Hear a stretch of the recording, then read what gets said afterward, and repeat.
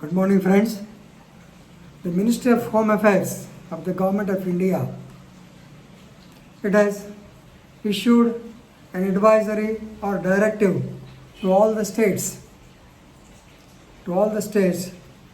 the standard operating procedure in respect of the safety of women. So they have given certain directives, and the states have to follow these directives to ensure the safety of women in India.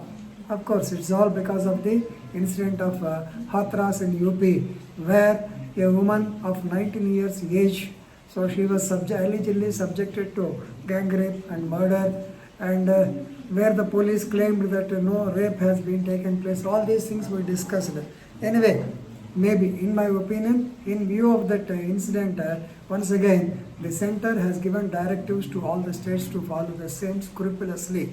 Of course, I know during the year 2013, when the incident of Nirbhaya has taken place, then definitely the center has given directives almost on the same lines.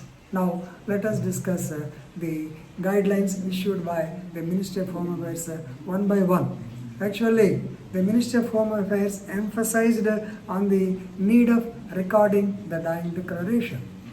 So they have clearly stated that according to Section 32, Clause 1 of the Indian Evidence Act 1872, when any person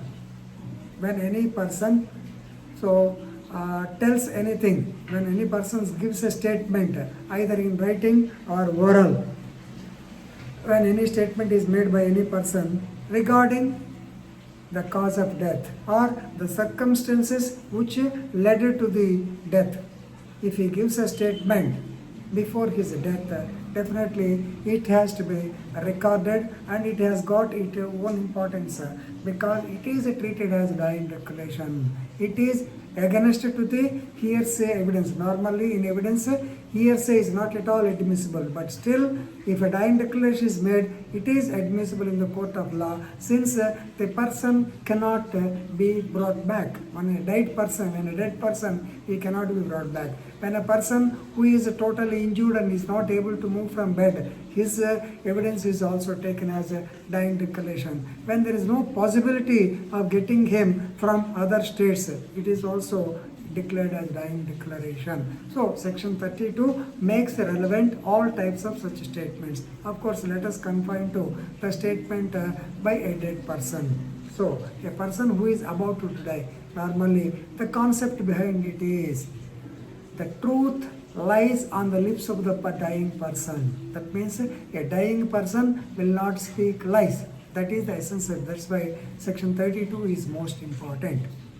Of course, when once you think of 32, please remember the celebrated case Pakala Narayana Swamy versus Emperor 1939. There, the circumstances, the deceased told his wife that he is going to Berhampur to collect money from that woman. But he went there, he was found missing, he died, and this information given by this woman, it was taken as a dying declaration, and the accused was convicted. Right? Very recently, in the case of Purushottam Chopra versus the state means NCT Delhi, 2020, very recently judgment has come from Supreme Court. So in that case, what happened is this deceased Shershin, actually he was set ablaze with petrol by the accused, Prem Purushottam Chopra and another. And there was nobody. When the smoke was coming, the neighbors gathered there. They informed the 100. They came there. The SHO went to the spot, to the hospital. Then he recorded since there is no time, because the person has already received 100% bonds, the SI himself recorded the statement, and it was taken as dying declaration. In this connection, normally the advocates, they stated that the statement was not, the dying declaration was not recorded by the judicial magistrate. No person was available to attest the dying declaration. So that statement recorded, the dying declaration recorded by police cannot be believed. All these things have come in appeal. Supreme Court said, when there is material on record to say that when the evidence is believable, yes, even the dying declaration, even that statement itself is sufficient, but not on these hyper technicalities like magistrate, then attestation, all these things not necessary. So such is the evidential value of the dying declaration. So the dying declaration should be got recorded. This is the first directive from the Ministry of Home Affairs. Then second, the completion of investigation. They have given a deadline for the completion of investigation cases involving sexual assault on women or any, for the safety of women, any crime against women. So according to section 173 CRPC, 154 says about the registration of the case and 173 completion of the case. So according to 173 CRPC, the investigation should be completed within 2 months. Yes, the investigation should come within 2 months. So for this purpose, the MHA, Minister of Home Affairs, stated that they will monitor the same through an online portal called as ITSSO. ITSSO means Investigation Tracking System of Sexual Offences. So this is exclusively for the law enforcement officers and they have to cooperate. So, and next point, registration of the FIR. There most of the troubles come from 154 clause 1 CRPC only. So it says whenever any person gives information orally or in writing regarding the commission of a cognizable offence, the officer in charge should take it down. He has to register an FIR and send copies to concerned so and so. This is all there in most of the people normally on so many occasions they are not registering the FIRs. They are taking their own time to register the FIRs. So here it should not happen. Whenever any incident of assault on women is reported, it is the bounden duty of the officer in charge to record the statement and register a case. If not, what happens previously in Nirbhaya case of section 166A IPC, the amended IPC has come into existence. So if any police officer fails to record the statement of any rape or a sexual assault against a woman, he is liable for punishment from 6 months to 2 years and also for fine. This is there. Of course, they may argue, even we also will argue as per the judgment given in Lalit Kumari versus Government of UP and others 2013. Yes, there the Supreme Court has given leverage. So for certain inquiry, it's time for inquiry, that is misappropriation, heavy misappropriation, family settlement cases for that. That too, the time is only for, time is limited only for 7 days. Then they have to register the case. So registration of the case is mandatory. How many times the government has to tell, how many times the police will be not doing all this. This is quite common. Anyway, once again, they have reiterated about the section 154 CRPC and the punishment also under 166 AIPC. None. 164A CRPC. Right, 164A. Friends, don't get confused. Just now we discussed 166A IPC. Now we are coming to 164A CRPC. First of all, 164 CRPC, what does it mean? Normally, it is the statement recorded by magistrate. That is judicial for strengthening of the prosecution case. Normally, the confessions, the statements of the persons will be got recorded before a magistrate. Right?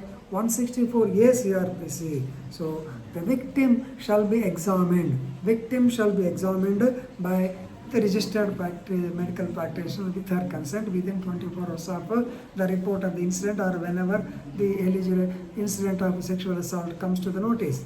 Here in Hathras case happened on September 24th, September 14th, she was assaulted and she was in the hospital.